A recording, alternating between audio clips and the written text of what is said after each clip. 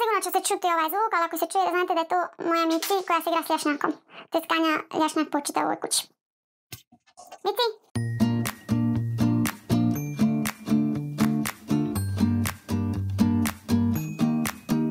Hola Lita amigos, kako ste mi? Nadam se da ste dobro i da u ovim zimskim hladnim danima imate nekoga pored sebe ko vas grli i grije, a ako ne, onda ne smijete propustiti ovaj video.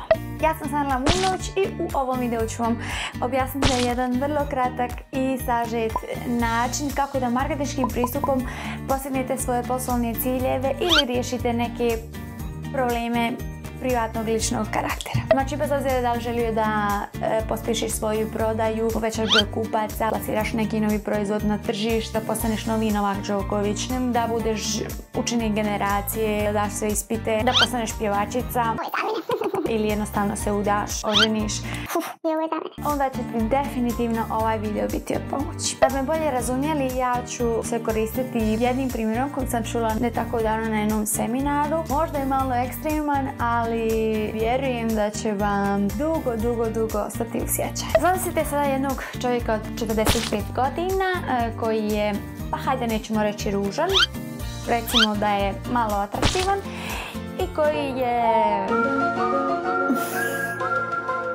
ne. Da, i sada dođe on i pita kako da riješi svoj problem. Prvo što trebamo uraditi u bilo kojem slučaju, pod broj 1, jeste detaljno analizirati situaciju, okolnosti i preuzeti odgovornost. Nedavno sam pročitala da 85% ljudi negira i ne prihvaća stvarnost. Moramo biti realni i ne smijemo se prepisivati sreći ili nesreći. Misliti da tvoj prvi komšija prodaje duplo više malina od tebe tek tako što mu se posrećilo ne služi ničemu. Kao što ne vrijedi tražiti razloge i izgovore u pupcima kada te ti isti napuštaju, jeli... Isto tako ako si imala 7 momaka i svi su te ostavili, moraš biti svjestan da exciting što bi se reklo, pa i nisi.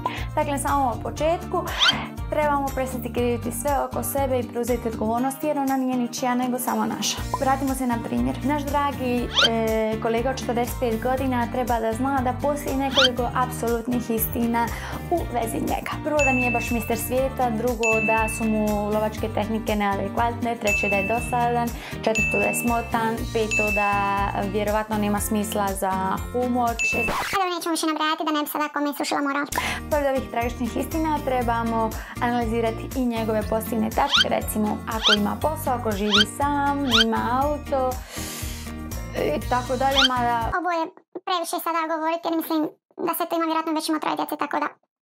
Kad smo analizirali cjelokupnu situaciju, sljedeće što treba da uradimo, pod broj 2, jeste da definišemo cilj i ciljnu grupu. Ne zaboravite da cilj uvijek mora da bude mjerljiv, konkretan, ostvarljiv, realan i vremenski određen. Osim ako se radi o nekom ličnom cilju kao što bi bio... da znam...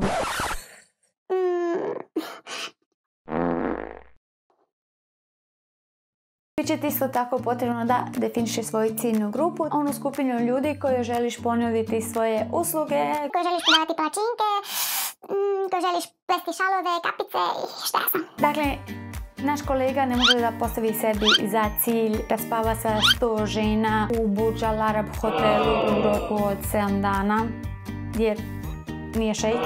A mislim da je šejk vjerojatno ne bi čekao 45 godina na taj potez.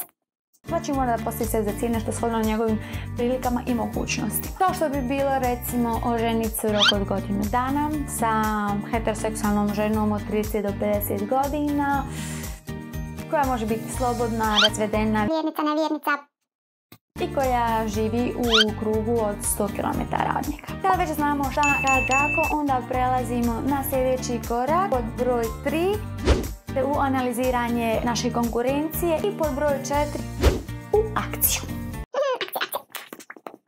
Akcija! Ništa Mici.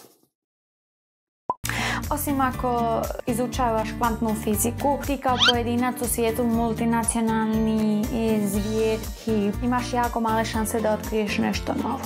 Stoga i kao poenta ovoga videa Ono što treba da uradiš jeste da istražiš ko je najbolji u tome što ti želiš da postigneš i da kopiraš svaki minimalni detalj te osobe ili te firme. Znači sve. Todo. Znači, naš X slučaj bi trebao da nađe najatraktivnijeg, najprivlačnijeg i najuspješnijeg muškarca sa ženama. Prvo što treba da uradi jeste da ga dobro prostudira. Šta radi, kuda se kreće, kako se smije, kako priča, koliko može da izbaci iz benča, koji dezodorans koristi, u kojem kafiću se opija, koliko kafa ujutru popije, koje gaće nosi, koji filter na Instagramu koristi, sve. I nakon toga treba da provede 6 mjeseci kopirajući zvijer i nakon toga rezultati bi počeli malo pomalo uređivati plodom. Ukoliko želiš otvoriti online prodavnicu, onda gledaj kako to Amazon radi. Ako želiš otvoriti ranac restorana, onda se ugledaj na Burger King.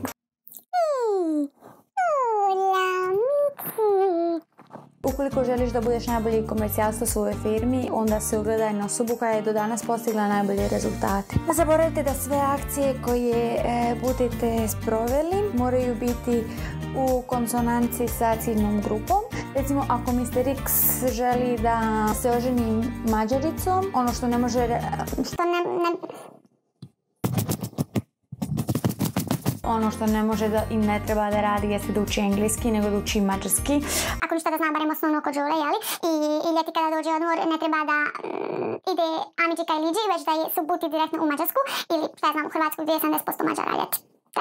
Da ja ne dužim više, mislim da razumijete pojentu. Ako neko ima bilo kakvo pitanje, slobodno neka ostavi dole u komentarima. Nadam se da vam se video svidio. Ako jeste, lajkajte, podijelite sa svima onima kojima bi mogao biti od koristi. Naravno, zapratite kanal. Šta drugo da vam kažem, nego da ostanete veseli i budete ponosni na sebe, jer sigurno sam da postoji puno razloga zbog kojih bih trebali biti. Toliko od mene za danas, veliki pozdravi.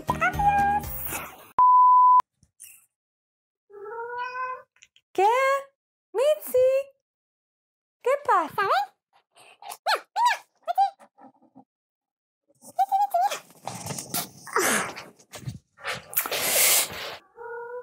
¿Qué? Mitzi, ¿qué pasa? A ver. ¿Te vas a quejar todo el rato? Mitzi, hola. Oh, ¿cómo vas? Hola. Ay, ¿qué pasa? Hola, Lita. Me necesitaba. Uy, de mal Fred. Fred, de más.